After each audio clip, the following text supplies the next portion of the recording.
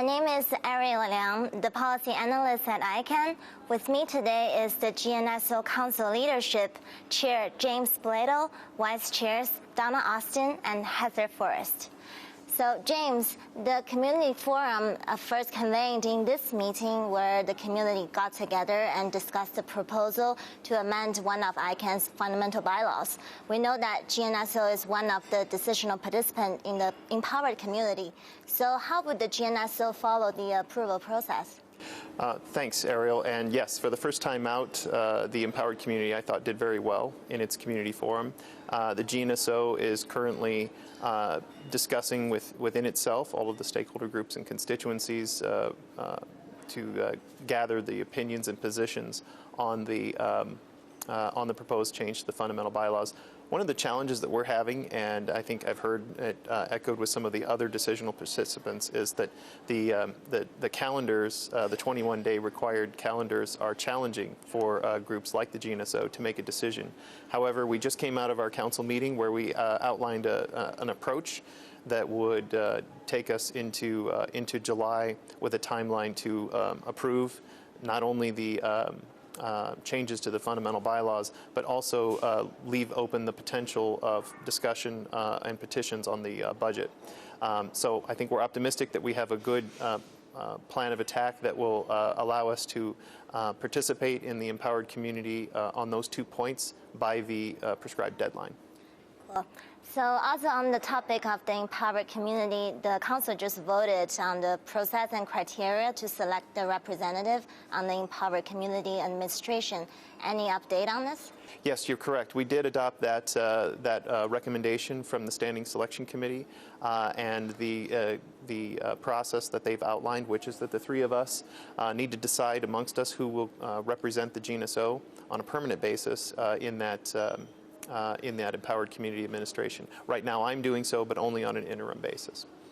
Great.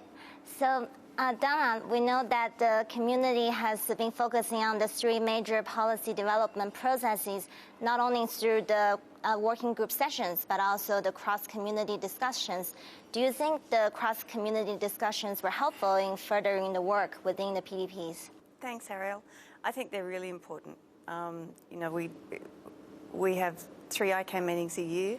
This is the one ICANN meeting where we can focus on policy, and it allows the PDP working groups to actually schedule a good chunk of time, not only for the face-to-face meetings, but to have conversations with the broader community about, topics that have reached a certain level of importance in their work. So I think it's a very, very important opportunity, and I personally would like to see it continue. I'd like to find a way to have those kinds of discussions in the other 2 meetings that we have every year. Great. So Heather, we know that the geographic names is one of the hot topics in ICANN59.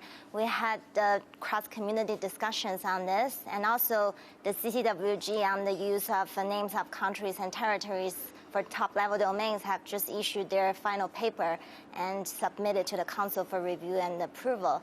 So what's the Council perspective on geographic names? Thank you, Ariel. You're absolutely right to say that this has been a big issue at this meeting, and indeed it's been an issue that the community has been living with for quite some time. We have had for a number of years overlapping and at times inconsistent efforts within the various supporting organizations and advisory committees of ICANN. And what we're seeing now finally is an opportunity for some of those to coalesce and work together more constructively. And I think that picks up on some of the comments that Donna has just made. It's something that Council is particularly pleased to see, certainly in terms of the cross-community working group on the use of country and territory names as TLDs. What we've seen there is a breakdown in discussions because the community really doesn't have the right vehicle to come together on these very complex issues. And having that group, let's say, doing one thing and a GAC working group doing another thing, it's just not helpful, let's say, in resolving these issues that impact the community as a whole. And we as a GNSO want to make it very clear that, and indeed it's our role as managers of the PDP, that we understand that this is an issue that affects the whole community. And with that in mind, the cross-community discussions that you've just alluded to are dealing with geographic names much more broadly than the cross-community working group was able to. We're finally getting an understanding about what names we think fall into this category and how we might go ahead with that. And I think that's really a fantastic development after so many years of struggling with these questions. Indeed. So leading up to the next ICANN meeting in Abu Dhabi, what do each of you think would be the major priorities for the GNSO? Well, it's easy to answer in the context of geographic names in a sense of we've just ended a council meeting at which the co-chairs of the subsequent procedures policy development process announced the formation or the proposed formation of a new work track specifically dealing with geographic names. And I think we as council should do all that we can to support that effort and facilitate that and enable that to happen, because at the end of the day, an effort like that is going to help us bring inclusiveness to the PDP. It will bring other impacted communities into the PDP in leadership roles and give the entire community ownership of these challenges. So I think it's our job to support that as much as we can.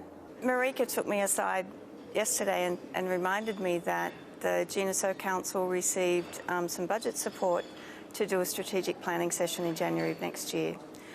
This is something that the Council hasn't done before, and I think we've been allocated 3 days. So what I think that the three of us should be looking to kind of start some preparation work for what that strategic session should look like.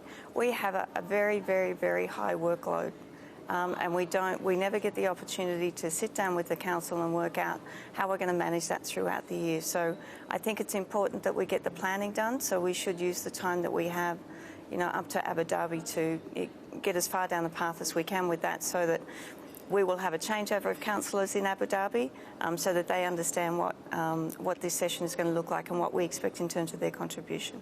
So I agree. The active PDPs, one of which might conclude between now and Abu Dhabi, need our full support. They're tackling some very challenging issues and issues that are clearly of significant interest to other areas of the community.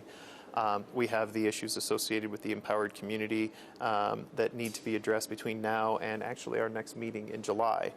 So those are going to be a high sense of urgency. But in addition to all of that, on a personal note, I'll note that Abu Dhabi ICANN60 will be my last meeting as chair. I'll be stepping down and stepping off the council, and as Donna mentioned, there'll be a new wave of councillors coming in to take their seats at that meeting, and one of their first orders of business will be to select a new leadership team. And I'm very hopeful and supportive. We've worked so well together as a team, and I'm very hopeful and supportive that the next leadership team will enjoy the same level of success and build on those successes in the management of the council, because as we noted, the GNSO Council has a significant workload in front of it between now and Abu Dhabi, and then into 2018 and the strategic session in January. Thank you so much for speaking with us today. So enjoy the rest of your meeting. Thanks, Ariel.